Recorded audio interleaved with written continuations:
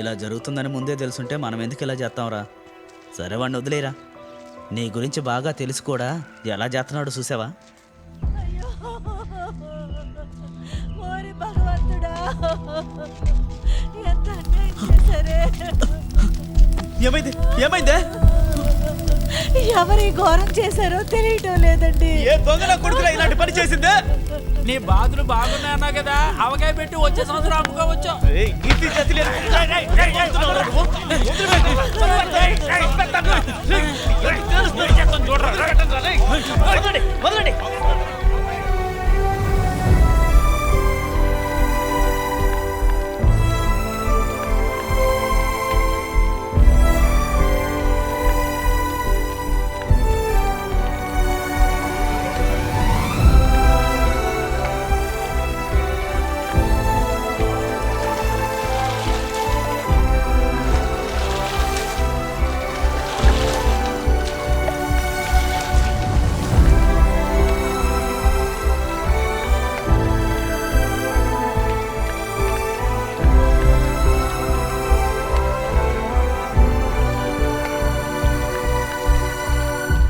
ఇదిగో విషయం ఏంటో తెలియకుండా వాడిని కొట్టే హక్కు ఎవరికీ లేదు.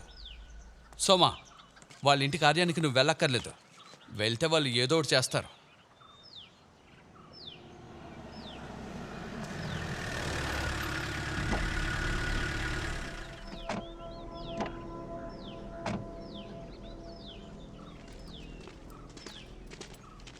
సోమా, నువ్వు కొంచెం స్టేషన్ దగ్గర. ఎందుకు సార్ స్టేషన్కి పిలుస్తున్నారు? చనిపోయిన చందు సోమంతో కలిపి తిన్న బిర్యానీ వీడియో వైరల్ అయింది. అతనికి జ్వరం వచ్చినప్పుడు హాస్పిటల్కి తీసుకెళ్లకుండా ఇంట్లో కూర్చోబెట్టాడు. ఏం సార్, ఈ పని ఎవరైనా కావాలని చేస్తారా? నేను వాటితో హాస్పిటల్కి వెళ్ళొద్దని చెప్పాను. రా వెళదాం.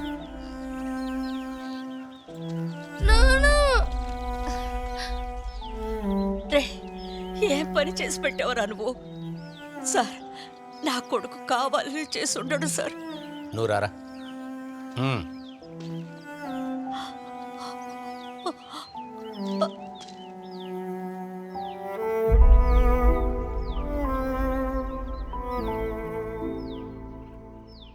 వేడి నీళ్ళలో ఉప్పు పసుపు వేసి కొంచెం కాపడం పట్టించి సొంటి కాపీ ఇస్తే సరైపోతుంది. అన్నట్లు వీడి స్టాఫ్ మాత్రమే కాదు, నా సొంత తమ్ముళ్లాగా. నేను వీడికి మంచి విషయాలు మాత్రమే చెప్తాను.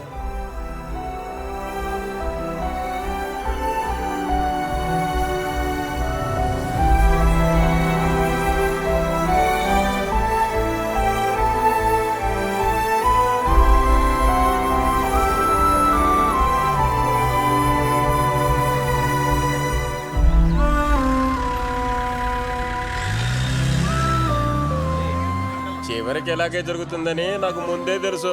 రే, ఊరోళ్ళు చెప్పిన మాట ఎన్నోళ్ళకి ఇది పాఠం, గుణపాఠం రా. ఎంత వెర్రవీగారో తెలుసుగా. ఒక అమాయకుడు ప్రాణం పోయిన వెంటనే సైలెంట్ అయిపోయారు.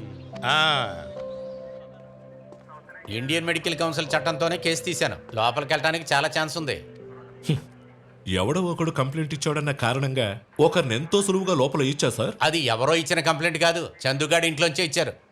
ఆ వైరల్ అయిన వీడియో మీరు చూశారుగా. ఆ వైరల్ వీడియోలో చందు మాత్రమే కాదు, సోమ కూడా బాతు మాంసం తిన్నాడు. కామన్ సెన్స్ ఉన్న ప్రతి ఒక్కడికి తెలిసి కుట్ర వెనుక ఎవరు ఉన్నారు అన్నది.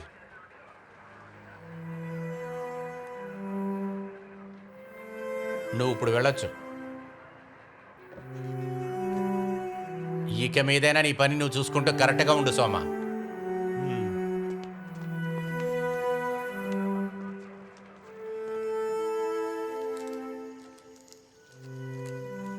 చాలు చాలు.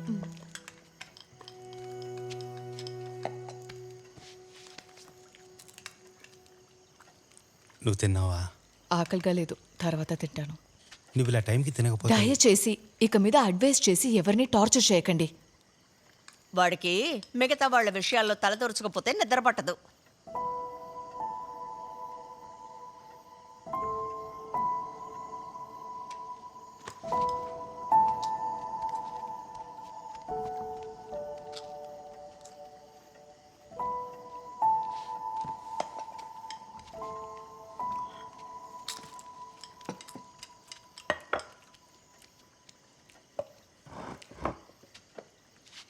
నువ్వేం బాధపడకో. వీడికి 1.5 సంవత్సరాలప్పుడు వీళ్ళ నాన్న విదేశాలు వెళ్ళారు. 8 సంవత్సరాల తర్వాత తిరిగి వచ్చినప్పుడు ఆయనకి హార్ట్లో ఏదో ప్రాబ్లం వచ్చింది. 5 సంవత్సరాలు ఏవేవో మందులు వాడారు. అందువల్ల కిడ్నీ కూడా ప్రాబ్లం వచ్చింది. 9 సంవత్సరాలప్పుడు నా బిడ్డ రోజు వెళ్తూ ఉండేది. వాడి స్కూల్కి కాదు, హాస్పిటల్కే వెళ్ళేవాడు. వాళ్ళ నాన్నతో గడపడానికి వాడికి జరిగినట్టు ఇంకెవరికి జరగకూడదని వాడు అనుకుంటున్నాడు. అందువల్లే నా కొడుకు ఇలా.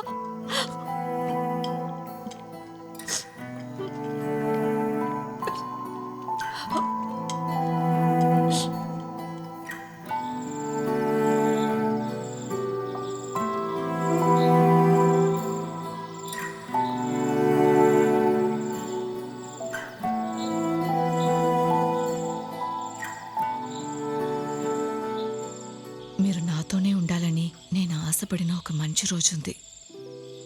ఎంతమంది ఆడవాళ్ళకి ఆ భాగ్యం దొరుకుతుందో నాకు తెలీదు. కానీ మన పాప పుట్టినరోజు మీరు నాతోనే ఉన్నారు. ఒకసారి మనమిద్దరం మినీ ఇంటికి వెళ్ళొద్దామా?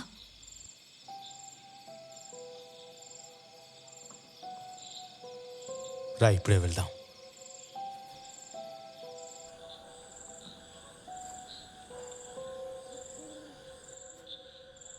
పోలీస్ స్టేషన్లో కంప్లైంట్ చేసిన విషయం నాకు ఇప్పుడాక తెలిసింది. అదంతా వదిలే మినీ.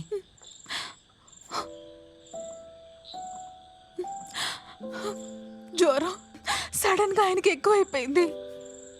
హాస్పిటల్ కూడా వెళ్దామని నేను ఎన్నోసార్లు ఆయనకి చెప్పాను.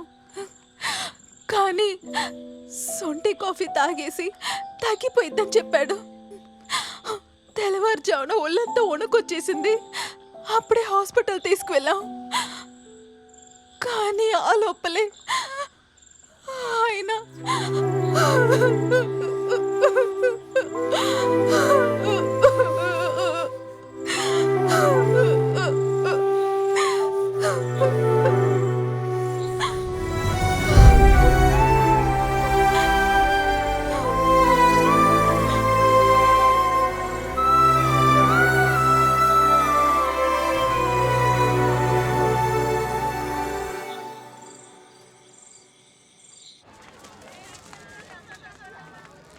Good morning ma'am. Happy birthday India. Thank you ma'am.